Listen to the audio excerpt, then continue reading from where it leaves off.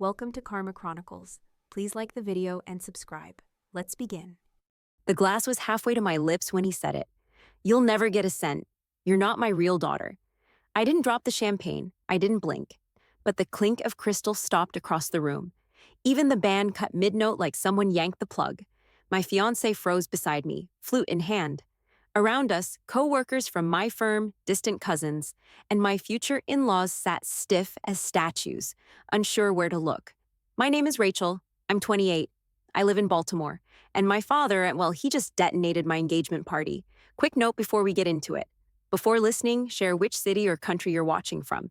He stood like a politician on the rooftop stage, tie perfect, smile casual, like he was reading off a business report instead of disowning me in front of 100 people. "You've all been so generous tonight," he continued, still holding his glass up. "But I believe in honesty. Always have. So let's just say what's true. Rachel isn't biologically mine. That's why she won't inherit. Simple as that." Nobody breathed. My fiancé, Adam, leaned toward me slowly, whispering, "What the hell is he doing?" I smiled. Not wide, not fake, just enough to keep the heat from boiling over. I reached into my clutch and pulled out a white envelope. Didn't open it, just let it sit on the tablecloth beside my plate like a loaded weapon. That's when Lisa, my stepmother, turned ghost pale. Her hands curled in her lap, tight. Her lips flattened, eyes darting to the envelope, then to the crowd, then to me. She knew exactly what was in it, and I knew exactly why my father had said what he said, because she told him to. I pushed my chair back slowly, heels tapping on the tile, and raised my glass. "Well," I said, voice steady, "since we're doing secrets tonight, I've got one too." A few phones came up, low and quiet, like people knew this was bigger than some petty family drama. Lisa shifted in her seat, fake smile cracking at the edges. "But we'll return to dinner shortly," I added. "Dessert's almost here, and I promise after that, I'll give you the full story." Then I sat back down, smiling, calm, envelope untouched. Lisa couldn't tear her eyes off it. And Adam? He grabbed my hand under the table and held on. End of scene 1. Word count: 501, 475 to 525. Scene 2, coming next. Adam didn't let go of my hand until dessert hit the table. Chocolate mousse in little glass cups, shaking just slightly from the tension in the room. I didn't touch mine. I watched Lisa, who kept pretending to enjoy polite conversation with the VP of Adam's company while gripping her wine glass like it was keeping her upright. She was unraveling, but just slow enough for only me to notice. This wasn't new. This was her playbook. Hide the rot under velvet. I was 6 when she came into our lives. My mom had been gone barely 6 months. Car crash, wrong turn, stormy night. I barely understood what death was, but I knew what gone meant. Her closet still smelled like her. Her coffee cup was still in the sink. Then one morning, it was all packed up and labeled for storage. Gone again. This time by Lisa's hand. My dad met her at a charity function. By the end of the month, she was in our house, redecorating. Gone were the cozy quilts and sunflowers. In came glass, chrome, and silence. No more grilled cheese on the couch. Dinner was family style at a long table where I got asked to, "Please chew softer." I remember once saying I missed how Mom used to tuck me in, and Lisa smiled with her teeth and said, "You're lucky to still be here at all." That line stuck. She never hit me, never screamed, but she chipped away with polished digs, always right on the edge of plausible deniability. "Sweetie, those shoes are so practical. Your voice really carries? Must be from your mom's side. You shouldn't cry so much. It's exhausting for everyone." And my dad? He'd just say, "Let's not start," or "She didn't mean it like that." He couldn't handle discomfort. His focus was optics, being respected, admired. He made money. He made speeches. He made sure our lawn was perfect. But he never made it better. By high school, I stopped asking for help. I kept my head down, earned scholarships, and moved out the second I turned 18. Didn't ask for a dime.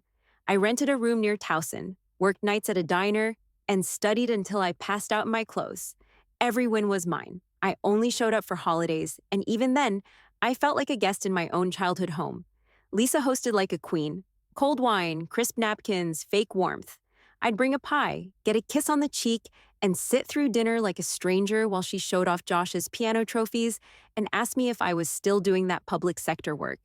But she never stopped watching. It took me too long to realize how far her reach actually went. She knew when I switched jobs. She knew where Adam worked before I told anyone. Once, when I got promoted, a congratulations bouquet showed up at the office, anonymous. The card said, "Impressive for someone with no legacy." I kept the card. I knew who sent it. Lisa wanted control, always had, and she thought I was gone for good. She was wrong. That envelope, it wasn't plan A, it wasn't even plan B. But she and my father left it sitting there the minute they chose their version of the truth over mine, and now I wasn't the one pretending anymore. End of scene 2. Word count, 678, 618 to 683. Scene 3 coming next. Lisa always underestimated me. That was her mistake. 2 years before the engagement party, she threw this massive charity gala at the Baltimore Museum of Industry. Velvet ropes, live jazz, donors dripping in overpriced cologne. I went out of politeness, and because Adam's firm had bought a table. Lisa was in her element, hugging people she couldn't stand, air-kissing board members, wearing a navy silk gown that probably cost more than my car. At one point, I saw her with Mark Langford. He was an old family friend, one of those glossy men with too many watches and not enough eye contact. They disappeared together, out a side door leading to the balcony. I waited a minute, then walked toward the exhibit wall facing the patio. No one else noticed, or cared, but I watched her through the glass. She was close to him, too close.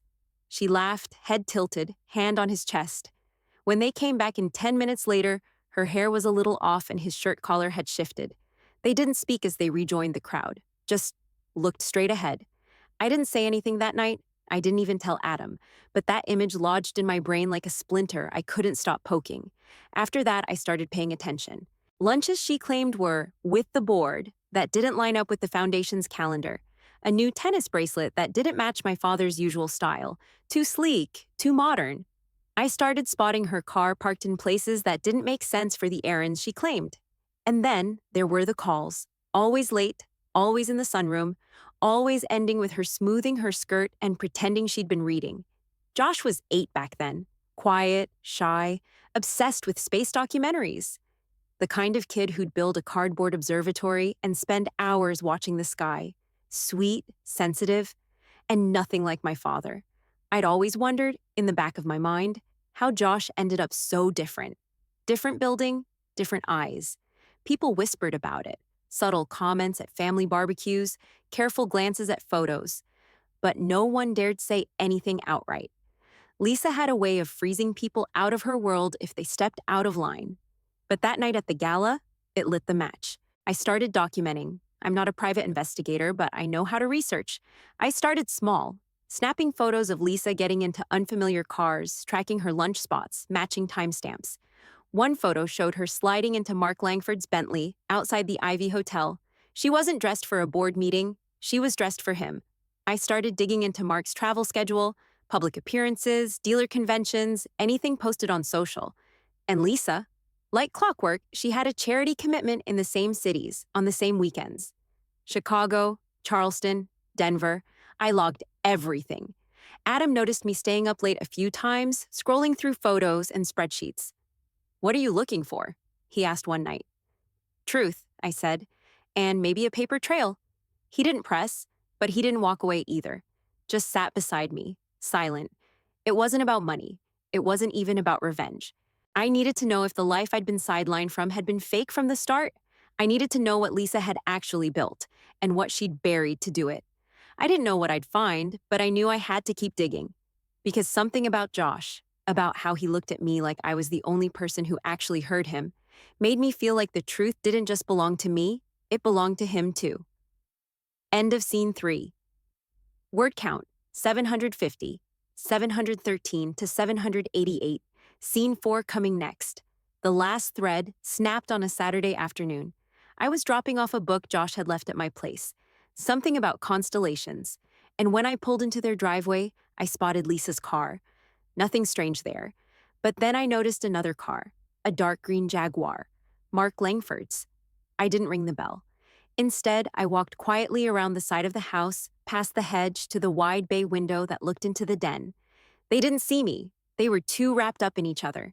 Lisa was laughing, head thrown back, hand resting on Mark's knee like it belonged there. And around her neck was a scarf, cream silk with pale blue stitching along the edges. My mother's. I hadn't seen that scarf since I was 7. Lisa must have yanked it out of storage, thinking no one would notice. My hand started shaking. I took a photo through the glass. Lisa leaned in and whispered something to Mark. He grinned. Her hand didn't move. I backed away before I did something reckless. That scarf was mine, not because it was expensive, not because it was fashionable, but because it had been tied around my mother's neck the day of the crash. My father had asked for it back from the hospital. I remembered him holding it like it meant something, and now it was on her, while she flirted with a man who wasn't her husband, in the home my mother helped build. I couldn't unsee it. By the time I got back to my car, my stomach was in knots and my mind was locked in. No more guessing. No more theories. I needed confirmation. Not for me, but for Josh. He deserved more than whispered doubts and polite denial. So I made a plan. Josh was staying with me the following weekend for our usual movie and waffles night. He loved it. He felt safe at my place, away from the performance that was Lisa's version of parenting. I told him to bring his favorite juice boxes. He left one half full on the table. I waited until he fell asleep on the couch, then sealed the straw in a Ziploc bag and hid it under the sink. 2 days later, I went to my father's house under the excuse of returning a charger. He wasn't home, but the cleaning lady let me in. I went straight to the upstairs bathroom and took the comb from the side of the sink, the one he used every morning. Gray bristles. A couple of strands still caught in the teeth. I labeled everything. Sent it to a lab out of state. Paid extra for rush processing. I barely slept for a week. Adam asked me if I was okay. I told him no, but that I would be. When the envelope came, I sat in my car for 10 minutes before opening it. I remember staring at the first line, probability of paternity, 0.00%, and then reading it again and again. I nearly dropped the damn thing. My chest felt like it caved in. I didn't cry. I didn't scream. I just sat there, hands clenched on the steering wheel, trying to process the fact that the lie went even deeper than I thought. Josh wasn't my father's son. Lisa had built a life on deception, and my father, oblivious, spineless, had bankrolled the whole thing. That envelope sat in my nightstand for weeks. I didn't plan on using it. I didn't want to use it. I thought maybe I could keep it private, handle things quietly, spare Josh the chaos. But then my father made that toast. He stood in front of everyone I loved and declared that I wasn't his daughter, that I wasn't real, that I didn't belong. So I brought the envelope to the party, not to destroy him, not to blow everything up, but because he asked for the truth, and I came prepared to deliver it. End of scene 4. Word count, 850, 808 to 893. Scene 5 coming next. The mousse plates were cleared. The espresso cart was wheeled off. Forks clinked low and nervous. No one was touching the petit fours. I stood up. Half the room shifted in their chairs like they were bracing for impact. A couple guests grabbed their phones, subtly tapping record. Lisa stared at me with a tight, stretched smile that didn't reach her eyes. My father folded his napkin carefully, like maybe if he focused hard enough on the edges, he could disappear into the tablecloth. I didn't raise my voice. My father said I'm not his. That's fine, I said. But let's finish the record. No one moved. I am my mother's daughter, I said, glancing at Lisa. Born February 3rd, 1997, Baltimore General. You can check the file cabinet in your home office if you're confused. I pulled the envelope from beside my plate. I didn't wave it around. I just held it steady. But since we're throwing truth around like confetti, let's keep going. Lisa, you've spent the last few years in cities that happen to line up real nice, with Mark Langford's travel calendar. Chicago, Charleston, Denver. I've got receipts, hotel check-ins, gift shop charges, time-stamped photos of you in his car when you said you were at board luncheons. Lisa blinked, once, twice, like maybe if she just stood still long enough, I'd vanish. You wore my mother's scarf while you were at his house, I said, voice like ice. I saw you through the window. I took a photo. You looked comfortable. Gasps rippled. Someone dropped their fork. I placed a small stack of printed photos on the table. Nothing dramatic, just enough to show patterns. Her getting into his car, her at a bar in a different city than the one she claimed to be in, her holding a key card with a hotel logo visible. Then I slid the lab report across the tablecloth like a final chess move. I had a paternity test done, I said, looking at my father. Josh isn't biologically yours. He didn't speak.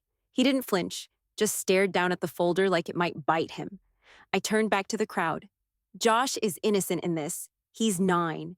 He loves astronomy. He makes waffles better than I do. And he doesn't deserve to grow up inside this mess. Lisa stood so fast her chair screeched. You violated my privacy? She snapped. This is revenge, not truth. No, I said. This is math. This is timing. This is DNA. You've hated me since you were a child, she hissed. Because you erased my mom one piece at a time, I said. You moved her things into storage before the flowers at her funeral wilted. You scrubbed her out of the house, out of the photos, out of my bedtime routine. You told me I was lucky to still be here. She froze. This stops now. The room was silent except for the dull thrum of the rooftop heater. My father still hadn't looked at me, or at Lisa. Adam stood slowly and stepped beside me, hand on my lower back. Solid, certain, no hesitation. I didn't want to do this here, I said, softer now. But I wasn't the one who brought bloodlines into a champagne toast. Lisa shook her head like she couldn't believe she'd been caught, like I was the villain for dragging her carefully arranged life out into the light. I'm not here to burn it all down, I said, eyes on my father, but I'm not lying for you. Not for either of you. No one clapped. No one whispered. The party was officially over, but no one moved. Lisa turned to him, frantic now. Are you really going to let her humiliate me like this? He didn't answer. He didn't even lift his head. That silence told me everything I needed to know. End of scene 5. Word count, 852. 808 to 893. Scene 6 coming next. I barely made it to the elevator before the first call came, then another, then a voicemail, then a text. All from my father. Please call me. It's about Josh. I don't know what to say to him. I didn't respond. Not right away. I let it sit while I drove home in silence, while I undid my dress, while I sat on the edge of the tub with a washcloth over my face, breathing like I'd run a marathon through glass. But by morning, I'd made a decision. I texted him back. Meet me at the Family Wellness Center on North Avenue. 1 p.m., room 3. Bring Josh. That was the place I volunteered at sometimes. Low-income families, custody disputes, messy grief. It was neutral ground. Not Lisa's house. Not my father's office. Just chairs, carpet, tissues, and a couch with a busted zipper on the side. They showed up 10 minutes late. Josh looked small, hands stuffed in his sweatshirt pocket, eyes red. My father looked older than he had 12 hours earlier, unshaven, hollow. He didn't look at me as we walked in. Josh sat beside me automatically. My father dropped into the chair across from us, hands folded like he was praying. The therapist, Danielle, nodded for him to speak. He opened his mouth, closed it, looked at me. I leaned in toward him and kept my voice steady. This is your moment. Use it. He nodded, swallowed, then turned to Josh. Buddy, he said quietly, I need to tell you something, and I need you to know first. I love you. I always have. That won't ever change. Josh didn't blink, just waited. I'm not your biological father, he said, voice breaking, but I raised you. I was there the day you were born. I've read every spacebook you've dragged home. I've eaten every weird waffle you've made. That's real. That's what matters. Josh stared at him for a long minute, then turned to me. Is it true? I nodded. It is, his voice cracked. So, who is? We don't know for sure yet, I said, and right now that doesn't need to be the focus. You're still you. You're still loved. He leaned against my side, small but heavy. I feel weird, he mumbled. I know. You're allowed to. Danielle stepped in, gentle but clear. She helped Josh put the facts into words, gave him space. My father looked like he might crumble with every sentence, but he stayed in the chair. We didn't cry. We planned. Routine, stability, no big changes. Josh would stay in his room. He'd keep going to astronomy club. They'd start therapy sessions. He wanted me there for the first few. I'll be there, I said. He looked up. You're still my sister, right? Always, I said. You're stuck with me. He smiled a little. Just one side. We left with a folder of resources and 3 more sessions booked. My father walked behind us like a shadow. I didn't speak to him until we got to the parking lot. He stopped me near my car. "I never knew," he said. "I swear to God, Rachel. I thought—" "Don't swear to God," I said. "Swear to Josh. And do better." He looked at the sky like he might find an answer there. Then he nodded. End of scene 6. Word count: 700, 665 to 735. Scene 7 coming next. 2 days later, Lisa moved into a glass box downtown. High-rise, concierge, skyline view. Probably thought altitude would preserve dignity. Instead of calling me, she had her lawyer send a letter, full of phrases like defamation, false narrative, and emotional damage to minor child. I didn't flinch. I forwarded it to my attorney with one line: "Please reply." Then blocked the sender. That was the last I heard from Lisa directly. My father, for once, didn't follow her out the door. He hired his own lawyer. Real one this time, not the firm Lisa kept on retainer, and filed for legal separation. I didn't ask him why. I didn't say finally. I just sent him a link to a therapist with experience in family systems and told him to show up on time. Meanwhile, the court finalized the paternity results. Josh was legally confirmed as not his son. No more guesswork. No more whispered what-ifs. That should have been enough to make Lisa disappear, but no, she doubled down. A week later, I spotted her name in the Baltimore Society Post, a glowing feature on women who lift their communities. Smiling photo, mentions of gala work, and a line about weathering family challenges with grace. I read it once, folded it up, and dropped it in the trash. My father called the next morning. "She's doing damage control," he said, voice flat. "Of course she is," I said, "but we're not her audience anymore. She still wants supervised visits." Then follow the court guidelines. Stick to the boundaries. He hesitated. "She says Josh needs her. Number Josh needs consistency. You don't protect Lisa's legacy, you protect him."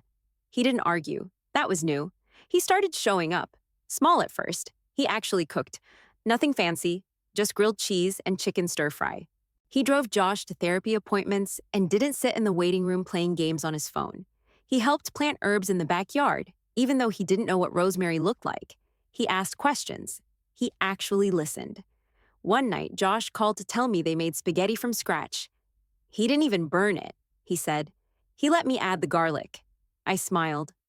Progress. "Do you think he's scared?" Josh asked. I paused. "Probably, but he's trying." So am I. I stayed present but distant. I said yes when it mattered. Therapy coordination, school meetings, hard talks.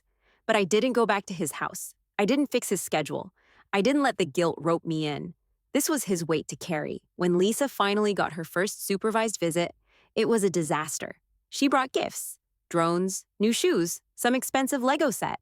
The therapist shut it down immediately. Josh sat with his arms crossed, answering everything with one word. "How's school?" "Fine." "You miss me?" "Nope." Lisa's smile got tighter with every answer. When she tried to hug him, he shifted away. The session ended early. Later that night, I got a text from her number, one word. "Happy?" I didn't respond. I blocked it. Josh and I made pancakes the next morning. I let him crack the eggs, even though he got shells in the batter. My father stood nearby, watching, not interfering. He reached for the spatula. "Mind if I flip the next one?" I handed it to him without a word. This wasn't about apologies or perfect endings. This was about routines, about effort, about showing up with both hands open and no script. Lisa could have her articles, her downtown view, her lawyers. We had pancakes. End of scene 7. Word count: 802, 760 to 840. Scene 8 coming next. The next visit looked different. Lisa showed up without bags. No gadgets, no games, no forced surprises. Just her and a notebook she never opened. She sat on the couch like a guest who finally realized she wasn't running the show anymore. Josh didn't say much, but he didn't shrink away either. He asked about her cat. He nodded when she said she was reading a book about Jupiter, even though we both knew she was lying. But still, it was a start. The third visit, she just listened. Didn't interrupt, didn't redirect the conversation to her job or her sadness. When Josh got fidgety, she backed off. Afterward, he told me in the car, "She was less fake today." "Yeah?" I said. She didn't try to buy me. That's worth something. He nodded once and turned his face toward the window. Meanwhile, Mark Langford kept his mouth shut. No press statement, no denial, no DNA contest. His lawyer handled everything behind closed doors. From what I heard, he agreed to one meeting. Therapist present, strictly supervised, short. Josh didn't want to go. I told him he didn't have to, but he said, I want to look at him. Just once. The session was quiet. Mark brought no warmth, no charm, just an expensive watch and a stiff smile. Josh asked 2 questions. Do you like stars? Why didn't you want to know me sooner? Mark had no real answers. Josh left that meeting more confused than angry. In the car, he said, I thought he'd be taller. I let that hang in the air. Sometimes there's no comfort, just truth and silence. The divorce finalized that same month. No shouting, no courtroom drama, just signatures, property split, custody terms. Lisa didn't fight. Not on paper, anyway. Her lawyer emailed the decree. My father signed without flinching. He didn't call to tell me. I found out when I picked Josh up and saw the envelope on the table. Still, he was changing in real ways. One morning, I got a text from the school saying Josh was sick. Before I could ask why I was getting the alert, my father called. I listed you as emergency contact, he said. I didn't want it to just be me. I paused. Okay, you're good with him, he added. Better than I've been. I didn't need the praise, but I accepted the gesture. That week, he asked me to pick Josh up from soccer and stay for dinner. No tension, no performance, just stir-fry, Josh's terrible joke about Jupiter, and my father letting himself laugh out loud for once. We weren't back to normal, because that old version never worked. But something else was taking shape. Slower, quieter. Lisa's visits stayed supervised. Some went okay, some didn't. Josh didn't hide his frustration, but he didn't shut down either. I don't trust her yet, he told me one night. But she's trying, I can see it. Trying is a start, I said. She said sorry last time. It didn't fix anything, but I kinda needed to hear it. Even if it wasn't perfect? Especially because it wasn't. That stuck with me. We didn't rebuild. That would have meant putting the same pieces back in place. We reshaped. End of scene. 8-word count. 750. 713 to 788. Scene 9 coming next. We got married under the trees behind my friend's farmhouse in Sparks, Maryland. No ballroom, no 10-tier cake, no strings quartet. Just 25 chairs, a local BBQ truck, and twine strung between branches, holding paper cards like soft little flags. Truth cards, we called them. Each one handwritten by a guest. I forgive myself. I want better. I'm still trying. That morning, my father showed up on time. Suit pressed, tie slightly crooked. He didn't try to fix it. I didn't either. You ready? He asked. Yeah, I said, but just halfway. He nodded. That's what I hoped you'd say. We didn't do the dramatic pause or the who gives this woman speech. He just walked with me. Halfway down the grass aisle, he stopped. Let go. I walked the rest on my own. No tears, no big swell of music, just peace. Josh sat in the front row next to Adam's niece, fiddling with the boutonniere we made him wear. He looked up and gave me a tiny thumbs up. I winked back. Adam met me under the arch we built from scrap wood and fishing line. His hands were warm. His vows were real, not movie lines, just honest promises. I will not hide things. I will ask what's wrong. I will let you take the last pancake. We didn't do a bouquet toss. Instead, we asked people to write one truth they were holding and clip it to the twine. No speeches, no fake toasts. Just a fire pit, warm cider, and people laughing for real. Lisa wasn't there. She didn't ask to be. And I didn't invite her. Josh slept over that night, tucked into the guest room with his favorite galaxy blanket and a lamp shaped like Saturn. He said, weddings aren't as boring as I thought. The next morning, he and Adam tried to make pancakes. Burned the first batch to a crisp. The second was slightly raw in the middle. The third wasn't terrible. I leaned against the counter and took a bite. Improvement! Josh grinned, face streaked with flour. We're getting there. Hey, I said, kneeling down. Just so you know, in case I haven't said it clearly, he looked up. You're loved. Always. No matter what changes. He nodded, serious like he always got when the topic turned heavy. Then he hugged me without warning. Later that afternoon, my father stopped by with a rosemary plant wrapped in burlap. He handed it to me and said, It's not from Lisa. She doesn't even like herbs. I cracked a smile. You remembered. She's not the only one with a memory. He stood awkwardly, hands in his pockets. You remind me of your mother, he said finally. Not how you look, just the way you stay upright when the wind shifts. I didn't know what to say to that, so I just nodded and took the plant inside. That was the thing. We didn't erase anything. We didn't pretend it didn't happen, but we made space for better, and that was enough. End of scene 9. Word count 700, 665 to 735. Scene 10 coming next. It came in a plain box. No return address. No note, just my mother's scarf folded tight like it hadn't been worn in years. Cream silk, blue stitching, still held a faint scent of something floral and old. I didn't bring it inside. I walked it straight to the oak tree in our backyard, the one with the twine still stretched between branches from the wedding. I tied the scarf to a low limb. Not as a trophy, not revenge. A marker, not of pain, of survival. I didn't tell Josh who sent it. He saw it a few days later and just stared for a second before asking, "Was that hers?" I nodded. Yeah, it was. He didn't ask how it got there. Just stood beside me quietly. Life settled into something steady. Lisa still had her supervised visits, but they came less often. She was softer now. Not warm, not healed, just more aware of the damage she caused. She didn't bring gifts anymore. She didn't try to explain away the past. Sometimes she just sat with Josh and listened. That was new. My father and Josh stuck with therapy. Routine worked for them. Tuesday afternoons, then waffles for dinner. Nothing fancy, but it mattered. I watched my dad show up again and again. School events, science fairs, nights when Josh couldn't sleep. No big speeches, no apologies on loop, just presence. He started asking what he could do instead of assuming. That made the difference. And I didn't tell him I forgave him. He never asked me to. We just kept moving forward, slowly. He built trust back, one action at a time. One morning, Josh sat at the kitchen table, dragging his waffle through syrup.